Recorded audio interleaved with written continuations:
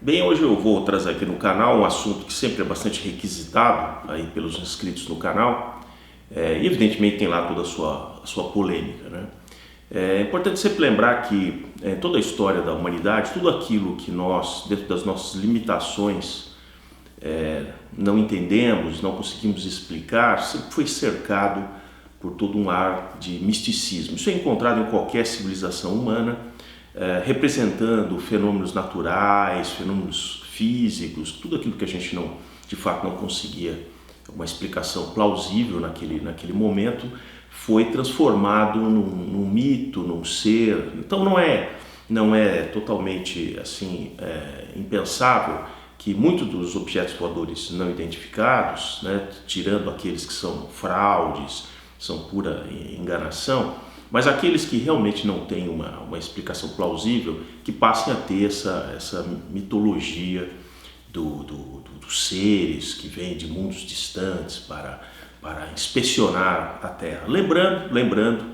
que hoje, principalmente, por exemplo, temos ali milhares de pedaços de satélites, de naves orbitando a Terra, e existem centros de monitoramento, só centros de monitoramento do lixo espacial. Lembrando também que com os vários tipos de telescópio que nós temos hoje, meteoritos que estão vagando aí dentro do sistema solar, né, fora ali daquele cinturão de asteroides ali antes de Júpiter, já são capturados na Terra anos antes dele realmente passar numa trajetória próxima da Terra. E isso é possível simplesmente porque nós conhecemos muito bem a trajetória da Terra, né, no sistema solar. Então você coloca a trajetória da Terra, você consegue imaginar aonde a Terra vai estar num ponto no futuro, e você observando aquele espectro do céu, será que nós seremos interceptados por aquele objeto? Assim, você colocando naquela direção em que você não vai procurar numa direção em que a Terra, por exemplo, não vai passar, né, no caso dos meteoros, né? E aí você descobre o meteoro, né? Como já se sabe que no ano que vem tem um meteoro muito grande que deve passar uma certa distância e assim sucessivamente, né? Portanto, a chegada de uma gigantesca nave espacial vinda de um mundo distante, ela tem que ser grande, porque se ela vem de um lugar muito distante, mesmo que ela viajasse a velocidades próxima da luz, como já tratei aqui no canal, ela levaria dezenas de anos para sequer chegar perto da Terra. Isso se vier de Alpha Centauri, por exemplo. Né? Então, não é plausível que com os equipamentos que nós temos hoje nós não detectássemos a aproximação de um corpo que viesse nessa trajetória de interceptar a Terra, a menos que comecem com toda aquela mitologia, né, para quem assiste muito, né, o Star Trek e tal, aquelas naves que ficavam invisíveis, né, como eram os Klingons lá, que eram os inimigos ali dos terráqueos. Então a gente vai começar de novo a ir para o lado da mitologia. Então eu acho que é muito pouco assim plausível que esses objetos na reentrada da Terra, e até onde a gente sabe, todo o universo é regido pelas mesmas leis físicas. Estão aí os planetas, que desde a época do Kepler ele conseguiu mostrar exatamente quais seriam as trajetórias dos planetas que até então estavam descobertos, e de lá para cá essa lei se confirmou. Nós conseguimos saber exatamente qual é o movimento dos planetas, porque eles seguem leis físicas bastante rígidas. Então também, de novo, não é plausível que qualquer tipo de corpo, ao entrar na atmosfera da Terra, não tenha que ter o mesmo comportamento de uma nave reentrando na atmosfera. Ele vai ter que ter um ângulo de entrada na atmosfera, senão ele ricocheteia e ele sai fora da órbita da Terra. Se o ângulo for muito inclinado, ele simplesmente se queima. Então existe um ângulo ali que os cálculos mostram. A velocidade tem que estar ali em torno de 25 mil km por hora. Todos esses corpos reentram na atmosfera nessa velocidade, né?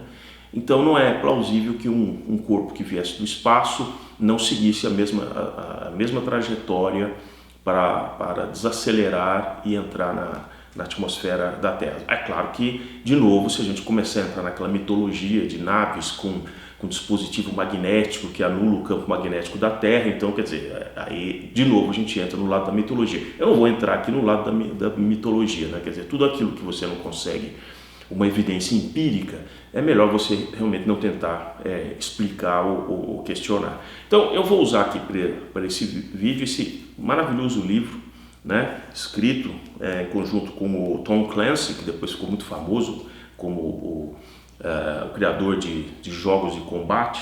E esse livro, Skunk Works, né, esse livro foi produzido em 1994, quando essa belezinha que está aqui, o F-117, se tornou realmente uma realidade. É interessante que a maior parte dos avistamentos de objetos voadores não identificados começam exatamente ali a partir de 1947, no pós-Segunda Guerra, e vão exatamente ali até o começo dos anos 70, quer dizer, no auge ali realmente da Guerra Fria.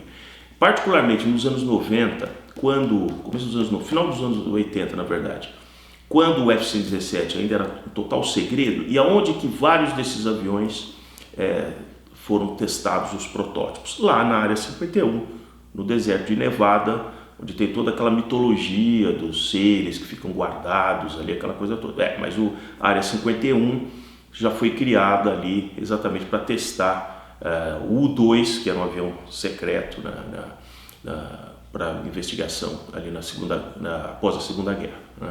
E esse livro, Skunk Works, que o skunk é de gambá, né, aquele bichinho, então é assim, o projeto Gambá, né?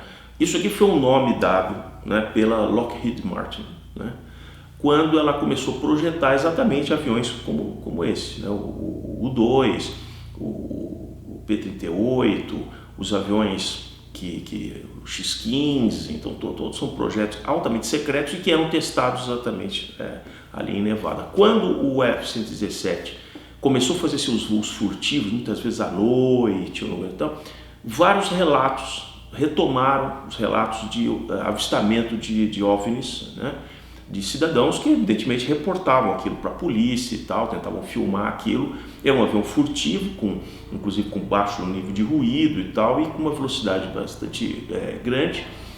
E para quem ainda tinha o vislumbre da silhueta do F-117, realmente, ele só poderia imaginar que aquilo ali era um objeto vindo do espaço, né, pela coisa. E a mesma coisa aconteceu ali nos anos 60, quando essa belezinha aqui que eu já mostrei em outros vídeos, né, o SR-71, testado também nessa região, que a 3,5 vezes a velocidade do som, o Blackbird, né, para quem via isso realmente nos anos 60, só pode ser uma nave daquelas do Star Trek, com certeza só pode ser. Então nós temos que realmente tomar muito cuidado com essa paixão e tal, pelas coisas que a gente não entende, o que não quer dizer, como a própria Marinha Americana liberou realmente imagens de objetos voadores não identificados, que ela de fato, honestamente, disse assim: eu não sei o que são. Agora, a Marinha Americana, apesar dela dizer assim, eu não sei o que eles são, não começou a fazer interpretações daquilo que eles são, né? Então, por exemplo, dado que eu não consigo explicar o que eles são, então eu vou assumir que de fato é uma nave extraterrestre que eu vi anteriormente. Os radares de todo o avião, mesmo avião de combate, ele procura o que se chama assinatura de um outro objeto voador, né? E essa assinatura ele compara num banco de dados e ele identifica, cada avião tem uma assinatura específica, e ele identifica que tipo de avião é aquele, se é um avião cargueiro, se é um avião de fato um outro caça, se é um bombardeiro e assim sucessivamente. Então ele está ajustado para uma expectativa de coisas que ele espera encontrar na varredura daquele radar. Inclusive, diferente de sistemas de radar terrestre, que hoje eles usam um link de radares. Então eles são bem mais efetivos, por exemplo, quando você está com os radares, por exemplo, no solo, e esses radares conversam entre si. Então aquela assinatura, né, de um objeto, ainda que seja tênue, o outro radar consegue complementar aquela assinatura, você tem pelo menos uma precisão melhor. No caso de um avião, ele conta simplesmente com aquele radome, né, com onde o radar está ali protegido, e o radar fica fazendo um movimento de varredura, mas ele está ali simplesmente só com aquele equipamento fazendo aquela varredura até o limite da capacidade dele. Se por algum motivo, alguma coisa que não é prevista no projeto do radar entrar naquilo ali, ele vai tentar traduzir aquilo dentro do computador dos sistemas eletrônicos do radar para aquilo que é o mais próximo dele. Então, nessas imagens que a Marinha captou, aquilo foi o que não é o que de fato o piloto estava vendo, porque o piloto ele não tinha um contato, que a gente chama de contato visual com aquele objeto. Ele está olhando aquilo que realmente no display capturado a informação do radar, montando aquilo no display para ele ter a imagem do que seria aquilo. Porque ele, de repente ele dizia, olha, isso aqui é um caça do tipo tal, parece o MiG-30. Então o piloto, apesar de não estar enxergando o MiG, mas ele veria ali a silhueta e a identificação positiva que o radar estava dando.